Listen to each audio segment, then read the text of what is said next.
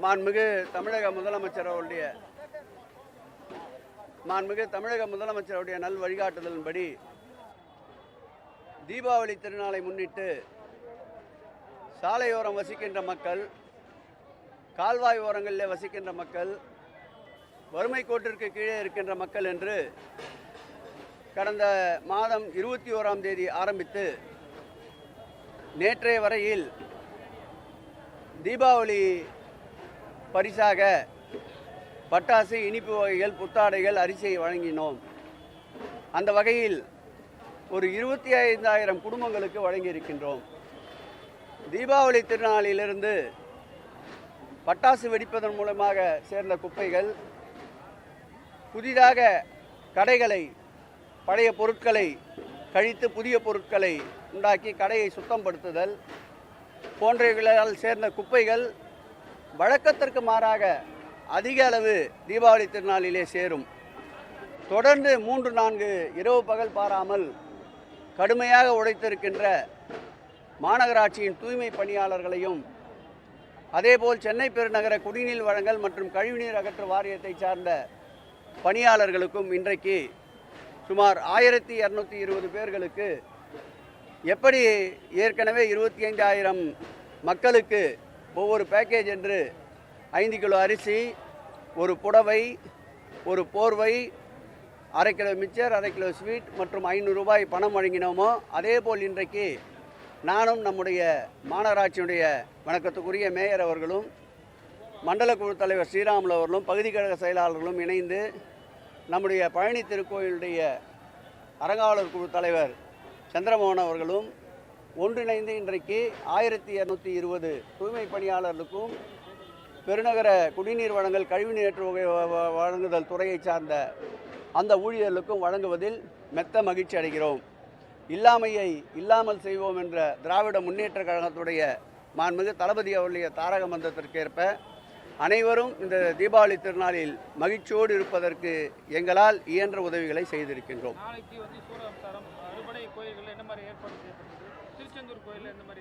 இதுவரையில் வரலாற்றில் இல்லாத அளவிற்கு திருச்செந்தூர் கோயில் கந்தசஷ்டி விரதம் 6 நாள் திருக்கோயிலேயே தங்கியிருந்து விரதம் இருந்து சாமி தரிசனம் பார்ப்பவர்களுக்கு எல்லா அடிப்படைகளையும் நிறைவேற்றி தர வேண்டும் என்று மாண்புமிகு தமிழக முதல்வர்கள் உத்தரவிட்டிருந்தார்கள். அந்த உத்தரவுக்கேற்ப 21ஆம் தேதி நானும் துறையினுடைய செயலாளர், ஆணையாளர், அறங்காவலர் குழு தலைவர் அருள்முருகன் ஆகியோர் என்னென்ன கட்டமைப்பு வசதிகள் வேண்டும் என்பதை கலந்தாய்வு செய்தோம். ஏற்கனவே 7 இடங்களில் தங்குவதற்குண்டான கொட்டகைகளை அமைத்திருந்தார்கள். அதில் 40,000 அளவிற்குத்தான் மக்கள் தங்க முடியும் என்று கணக்கிட்டிருந்தார்கள். மாண்புமிகு முதலமைச்சர் அவர்களை உத்தரவை பெற்று அந்த 7 கொட்டகைகளை 19 கொட்டகைகளாக மாற்றியிருக்கின்றோம். ஏற்கனவே 40,000 மக்கள் தங்குகின்ற ஒரு 40,000 சதுர அடிக்கு கொட்டகைகள் அமைத்திருந்த சூழ்நிலையை மாற்றி 1,00,000 சதுர அடி அளவிற்கு இன்றைக்கு கொட்டகைகளை அமைத்திருக்கின்றோம். அனைத்து கொட்டகைகளும் பாதுகாக்கப்பட்ட குடிநீர் 2 இடங்களில் வைத்திருக்கின்றோம். கழிவறைகள் ஏற்கனவே 350 பயன்பாட்டில் இருந்தது. கூடுதலாக 200 கழிவறைகளை ஏற்படுத்தியிருக்கின்றோம். பெரிய சின்டெக்ஸ் டேங்கிலே தண்ணீர் தேவைப்படுபவர்களுக்கு உதவியாக இருப்பதற்கு 16 இடங்களில் சின்டெக்ஸ் டேங்க் வைத்திருக்கின்றோம். அமைக்கப்பட்டிருக்கின்ற கொட்டகைகளில் சுமார் 1200 மின்விசிறிகளை பொருத்தியிருக்கின்றோம். 240 டியூப் லைட்டுகளை பொருத்தியிருக்கின்றோம். திருக்கோயிலை சுற்றி வெளிச்சம் பத்தவில்லை என்ற காரணத்தினால் சுமார் 500 ஆலஜின் பல்புகளை இட்டிருக்கின்றோம். அதேபோல் வாட்சிங் டவர், போலீஸ் கண்காணிப்பிற்கு 21 டவர்களை அமைத்திருக்கின்றோம். மருத்துவ வசதிக்கு ஏற்கனவே திருக்கோயிலே இருக்கின்ற மருத்துவமனையோடு இணைந்து அப்போலோ, காவேரி போன்ற மருத்துவமனைகளோடு துணையோடு 12 இடங்களில் மருத்துவமனைகள் அமைத்திருக்கின்றோம். அதேபோல் முழு நேர அன்னதானம், அந்த பணியாளர்கள் 60 பேர் இருந்தார்கள், அதை 120 பணியாளராக நியமித்திருக்கின்றோம். அதேபோல் தூய்மை பணியாளர்கள் ஏற்கனவே மொத்தம் 200 பேர் என்று இருந்த நிலையை மாற்றி ஒரு ஷிஃப்டிற்கு 8 மணி நேரத்திற்கு 200 பேர் என்று 3 ஷிஃப்ட்டுகளாக பிரித்திருக்கின்றோம். 2 மணி நேரத்திற்கு ஒரு முறை அந்த 19 கொட்டைகளிலே இருக்கின்ற மக்கள் தங்கியிருக்கின்ற அந்த இடத்திற்கு சென்று அங்கு சேருகின்ற குப்பைகளை 2 மணி நேரத்திற்கு ஒரு முறை அகற்றி கொண்டே இருக்கின்றார்கள். அதேபோல் தற்காலிகமாக அமைக்கப்பட்டிருக்கின்ற கழிவறைகள், நிரந்தர கழிவறைகள், குளியலறைகளையும் முழுமையாக பராமரிப்பதற்கு ஏற்கனவே 80 பேர் பணியிலே இருந்தார்கள். அதை 300 பேர்களாக நியமித்து தொடர்ந்து அந்த கழிவறைகளை சுத்தம் செய்கின்ற பணியிலே ஈடுபட்டு வருகின்றோம். இன்றைக்கு பக்தர்கள் அனைவரும் பெருமகிழ்ச்சியோடு இருக்கின்றார்கள். அரசியலுக்கு அப்பாற்பட்டு ஊடகங்களும் திருச்செந்தூரில் செய்யப்பட்டிருக்கின்ற முன்னேற்பாடுகளை மனதார வரவேற்கிறார்கள், பாராட்டுகிறார்கள். ஏன் எதிர்மறை கருத்து கொண்ட பாஜகவை சார்ந்த முக்கிய தலைவர்கள் கூட என்னோடு தொடர்பு கொண்டு சிறந்த முறையில் இந்த முறை திருச்செந்தூரிலே பக்தர்களுக்கு உண்டான வசதியை ஏற்படுத்தி இருக்கின்றீர்கள். மாண்புமிகு முதலமைச்சர் அவர்களுக்கும் இந்து சமய அறநிலையத்துறைக்கும் நன்றியை தெரிவித்துக் கொள்கிறேன் என்று என்னிடமே தொலைபேசியிலே பேசுகிறார்கள்.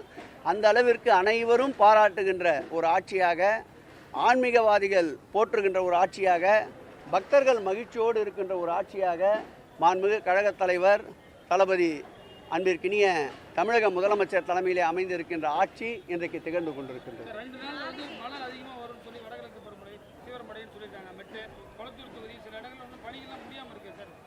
அதாவது வரலாற்றில் இல்லாத அளவிற்கு, எந்த முறையும் இல்லாத அளவிற்கு சுமார் 1200 கிலோமீட்டர் அளவிற்கு மழைநீர் வடிகால் பணி நடந்து கொண்டிருக்கின்றது.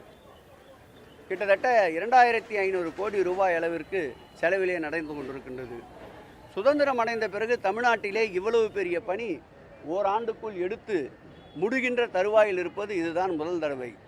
ஒரு சில இடங்களில் அந்த கால்வாய்கள் வழியாக வருகின்ற தண்ணீரை இணைக்கின்ற பகுதிகள் பணி தற்போது நடந்து கொண்டிருக்கின்றது.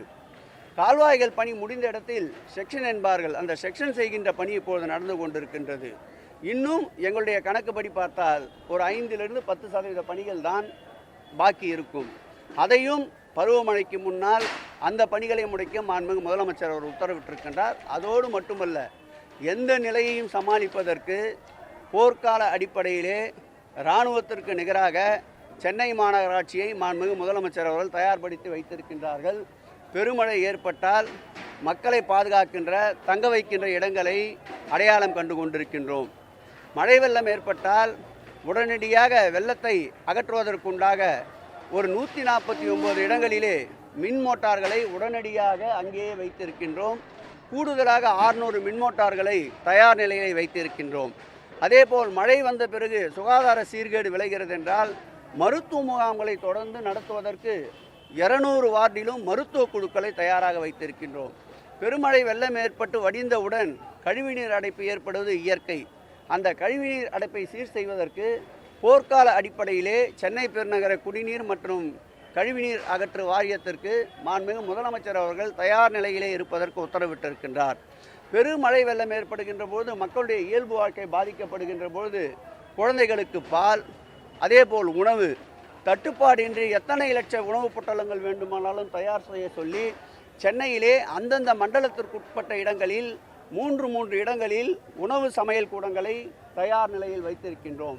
அதேபோல் மின்சார தடை ஏற்பட்டால் உடனடியாக அதை சரி செய்வதற்கும் மின்சாரத்துறைக்கு உத்தரவிட்டு அதையும் தயார் நிலையை வைத்திருக்கின்றோம்.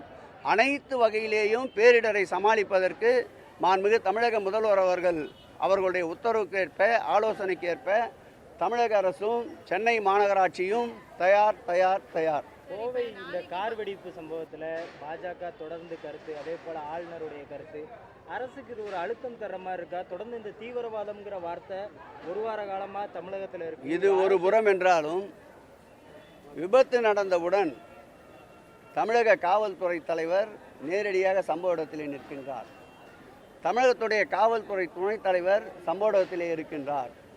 விபத்து நடந்து முடிந்து 12 மணி நேரத்திலே இந்த கார் வெடிப்பிலே வெடித்த சம்பவத்திலே ஈடுபட்ட இறந்து போனவரை அடையாளம் காணுகிறார்கள்.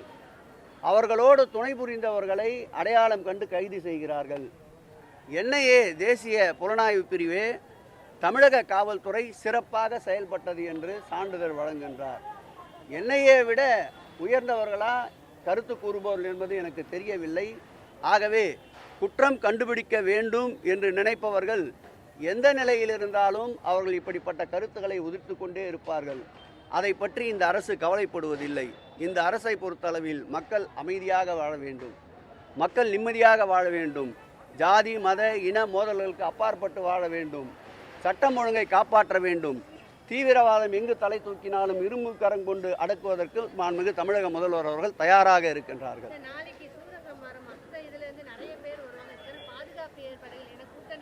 காவல்துறையை பொறுத்தளவில் 2700 பேர் பாதுகாப்பு ஏற்பாட்டு பணியிலே ஈடுபட்டிருக்கின்றார்கள்.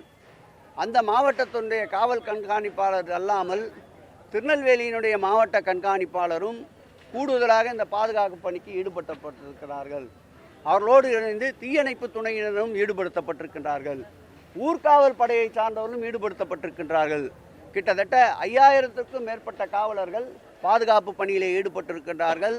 சிரமமின்றி அதிக நேரம் பக்தர்கள் கியூ வரிசையில் இல்லாமல் விரைவாக தரிசனம் செய்வதற்குண்டான சிறப்பு தரிசனத்தை முழுமையாக ஒழித்து லகு தரிசனத்தை இந்த ஆட்சி வழங்கி இருக்கின்றது. அதேபோல் விஐபிகளுக்கு பாஸ் என்பது முற்றிலுமாக அகற்றப்பட்டிருக்கின்றது. அதேபோல் வாகன நிறுத்தும் இடங்களை தற்காலிகமாக 3 இடங்களை கூடுதலாக ஏற்படுத்தி இருக்கின்றோம். எல்லா வகையிலேயும் என்னென்னலாம் செய்ய முடியுமோ அத்தனையையும் முன் யோசனையோடு மாண்புமிகு முதலமைச்சருடைய வழிகாட்டுதலோடு சூரசம்கார நிகழ்ச்சியில் தங்கியிருக்கின்ற பக்தர்களை நீங்கள் பேட்டி எடுத்தாலே தெரியும். 30-40 ஆண்டுகளாக வருகின்றோம். இது போன்ற ஒரு நல்ல ஏற்பாடு எந்த காலத்திலும் இல்லை என்பதை மனதார மனம் குளிர அவர்கள் வாழ்த்துக்கள் முதலமைச்சருக்கு மேலும் மேலும் ஆயுளை கூட்டும், நல்ல உடல்நிலையை உருவாக்கும் என்பதை தெரிவித்துக் கொள்கிறேன்.